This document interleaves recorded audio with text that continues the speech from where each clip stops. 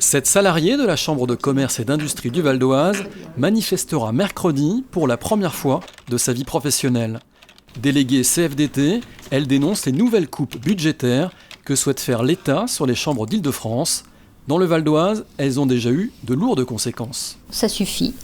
Et maintenant, les parlementaires doivent nous aider et effectivement ne pas voter cette loi 2017 qui risquerait de mettre en péril encore des emplois. Sur le Val d'Oise, en 2 ans, nous avons perdu 27% de nos effectifs. De 85 salariés, la CCI du Val d'Oise est passée à 52 personnes. Le malaise des équipes se lit sur les murs du siège de la Chambre de commerce et d'industrie du Val d'Oise. Le mouvement des salariés soutenu par les élus de la CCI, il ne voit pas comment assurer au mieux les missions de la Chambre avec les nouvelles restrictions budgétaires qu'envisage l'État.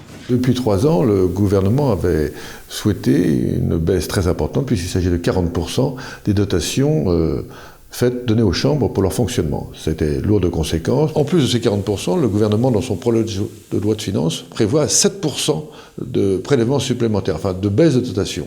Et ça remet en cause un équilibre déjà très difficile qui avait entraîné donc des licenciements de près de 1000 collaborateurs et des grandes difficultés pour la suite, notamment du programme de création et de mise à niveau de nos écoles. Les salariés de l'ensemble des chambres de commerce et d'industrie de France se retrouvent mercredi à Paris.